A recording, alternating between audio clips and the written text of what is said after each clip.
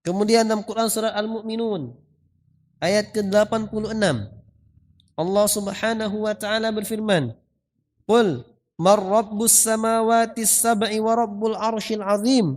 Sayaquluna Allah. Katakanlah wahai Muhammad, siapakah Rabb langit dan bumi?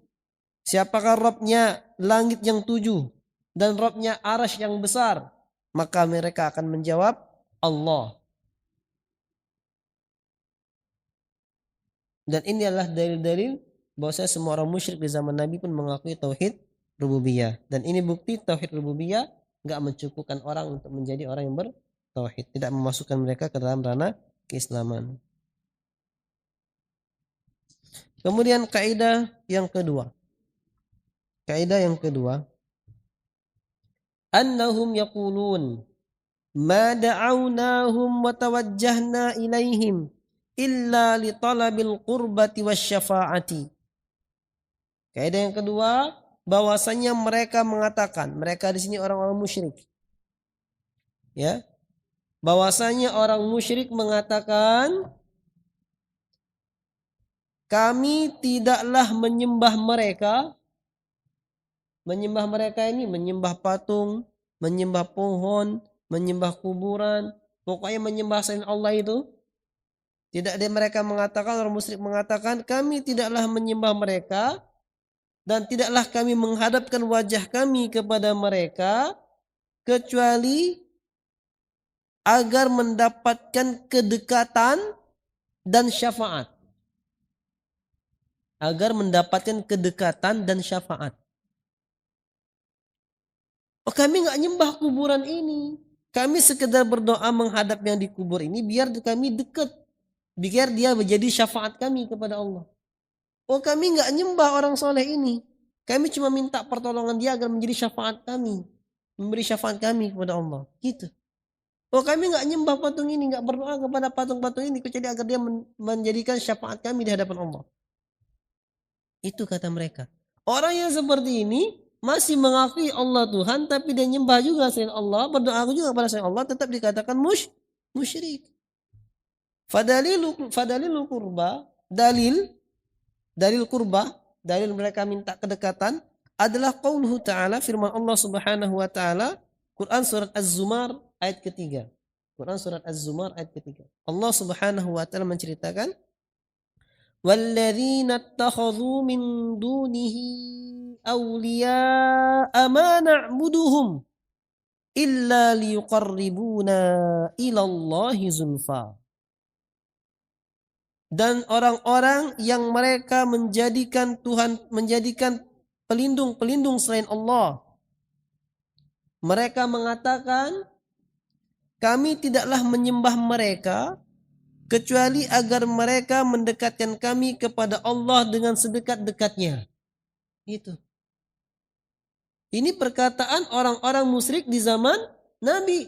Zaman sekarang sama. Kami nggak nyembah kuburan wali ini, kami nggak nyembah kuburan orang soleh ini kecuali agar dia mendekatkan kami kepada Allah.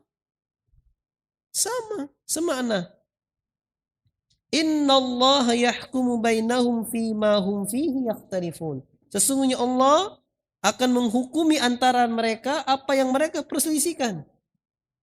Innallaha la yahdi man huwa kadzibun kafar. Nah, ini bukti dia dikafirkan oleh Allah.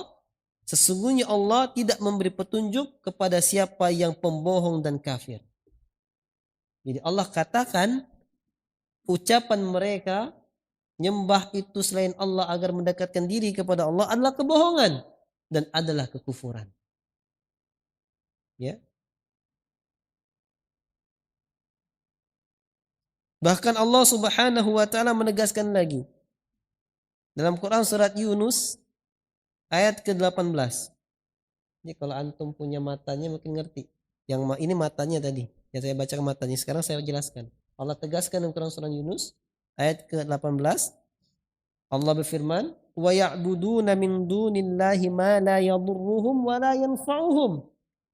Wa yaquluna haula'i syufa'auna 'indallah." Mereka menyembah selain Allah kepada apa yang tidak memberi mudarat kepada mereka dan enggak memberi manfaat kepada mereka.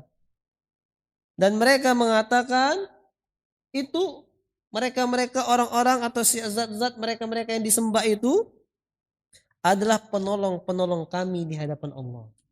Itu kata mereka. Oh, kami ini menghambakan diri kepada Syekh Fulan karena Syekh Fulan inilah pemberi syafaat kami di hadapan Allah. Ya itulah sama kan. Ini zaman Nabi, zaman sekarang sama. Karena kaidahnya kayak gitu. Orang intinya memalingkan satu bentuk ibadah kepada selain Allah, dia adalah syirik. Perbuatannya perbuatan syirik. Apapun alasannya. Itu intinya. Terlebih lagi ikhwatul iman, orang disembah tadi enggak la yadurruhum wa la yanfa'uhum. Penghuni kubur berdoa, enggak bisa ngasih manfaat, enggak bisa ngasih mudarat. Tapi saya itu minta nomor di kuburan dapat, Zat. Nah, itu berarti jin yang bisikin. Penghuni kubur enggak bisa kasih manfaat, enggak bisa bawa mudarat. Sudah di alam lain, alam barzah, sudah menerima hukumannya. Dan menerima bagiannya apakah mendapat azab kubur atau nikmat kubur. Padahal syafaat, perkara syafaat ikhwatul iman itu ada dua. Ada syafaat yang hak, ada syafaat yang batil. Syafaat yang hak, yang benar, itu mesti terpenuhi dua syarat. Syafaat itu benar apabila terpenuhi dua syarat. Syarat yang pertama, antakuna biiznillah. Syarat yang pertama itu adalah terjadi dengan izin Allah. Syafaat itu terjadi dengan izin Allah. Kalau enggak Allah izinkan, enggak bisa kasih syafaat. Kita nganggap orang ini soleh, kita doakan diminta dia kasih syafaat. Nanti kalau kamu di surga, syafaat saya ya. Kalau dia enggak Allah izinkan kasih syafaat, enggak bisa kasih syafaat. Walaupun sesoleh apapun yang kita lihat. Karena Allah berfirman dalam Quran surah Al-Baqarah ayat 255. Surat apa itu? Ayat apa? Ayat kursi. Allah berfirman, "Man dzalladzi yashfa'u indahu illa bi'idznih." Tidak ada yang bisa kasih syafaat di sisi Allah kecuali dengan izin Allah Subhanahu wa taala. Syarat yang kedua, syafaat itu sah atau benar, an yakunal masyfu'u fihi min ahli tauhid. Hendaknya yang diberi syafaat termasuk ahli tauhid. Apa maksudnya termasuk ahli tauhid? Ai min usatil muwahhidin. Maksudnya dia memang pelaku maksiat tapi dari kalangan orang-orang yang bertauhid. Saat orang bertauhid berbuat maksiat bisa jadi. Dia nyembah Allah semata, dia mengakui Allah sang pencipta, menghidupkan, mematikan. Dia mentauhidkan asma wa sifat Allah Subhanahu wa taala.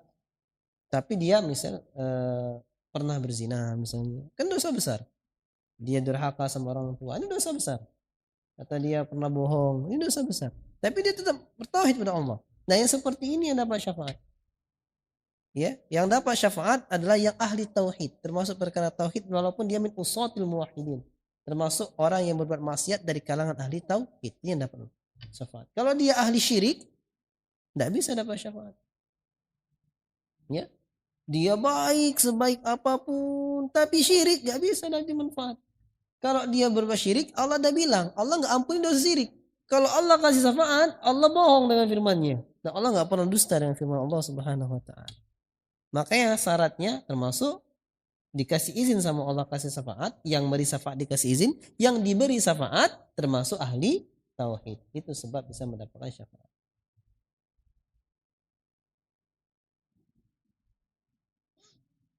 Ditegaskan lagi oleh Allah Subhanahu wa taala dalam Quran surah Al-Anbiya ayat ke-28.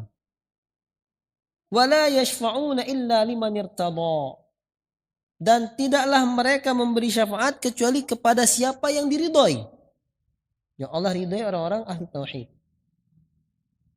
Kemudian Allah tegaskan lagi dalam firman-Nya Quran surat Ghafir ayat ke-18. Ma lidh-dhalimina min hamimin wala syafi'in yuta'. Tidak ada bagi orang yang zalim, seorang syirik, dari kerabat sahabat dekat dan pemberi syafaat yang ditaati. Enggak ada. Orang yang ahli syirik enggak ada baginya pemberi syafaat. Wallahu taala alam. Kaidah yang belum. Belum nanti. Wadalilu syafa'ah. Ini dalil syafaat kata Syekh Muhammad bin Wahab rahimahullah. Qauluhu ta'ala, adalah firman Allah Ta'ala dalam Quran surat Yunus ayat ke-18. Wa ya'buduna min dunillahi ma la yadurruhum wa la yanfa'uhum wa yaquluna haula'i syufa'auna indallah. Tadi mereka menyembah selain Allah yang tidak kasih manfaat kepada mereka, enggak menolak mudarat kepada dari mereka. Mereka mengatakan mereka itu semua adalah pemberi syafaat bagi mereka di sisi Allah. Nah, Syekh mengatakan wasyafa'atu syafa'atan. Syafaat itu ada dua. Syafa'atun manfiyah, syafa'atun muthbatah. Syafaat yang ditolak dan syafaat yang diterima. Fasyafa'atul manfiyah, syafaat yang ditolak, maka tutlabu min ghairillahi fima la yaqdiru alaihi illallah. Syafaat yang tertolak adalah syafaat yang diminta dari selain Allah yang tidak ada yang mampu kecuali Allah. Syafaat itu pertolongan. Minta tolong kepada selain Allah yang mana nggak ada yang mampu kecuali Allah. Makanya syafaat manfiyah. Minta tolong sama adiknya, dek, tolong ambilkan bulan di langit. Nah, nggak mungkin. Itu cuma ada di lagu ya. Dalilnya adalah firman Allah Ta'ala. Ya ayyuhalladzina amanu anfiqu mimma razaqnakum min qabli an ya'tiya yaumun la bay'un fihi wala khullatu wala syafa'ah wal kafiruna humudz zalimun. Quran surah Al-Baqarah ayat 254. Wahai orang-orang yang beriman, nafkahkanlah dari sebagian rizki yang dirizkikan kepada kalian sebelum datang hari di mana enggak manfaat, tidak ada jual beli di dalamnya, dan tidak ada juga persaudaraan, enggak ada juga syafaat, pertolongan. Allah perintahkan segera kita nafkahkan harta kita jalan Allah. Nanti ketemu suatu hari enggak manfaat lagi persaudaraan, nepotisme enggak bisa, jual beli enggak bisa, pertolongan enggak ada.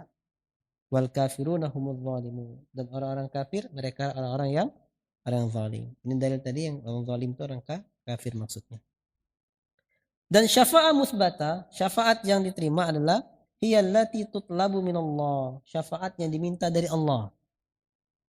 Wasyafi'u mukramun bisyafa'ah, dan yang memberi syafaat memang dimuliakan dengan syafaat.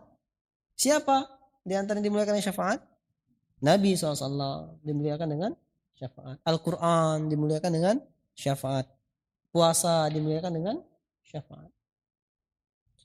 Wal masyfu'u lahu huwa man radiyallahu qawlahu wa amalahu ba'dal idni. Dan yang diberi syafaat adalah siapa yang Allah ridhoi perkataannya, perbuatannya setelah izin Allah Subhanahu wa taala.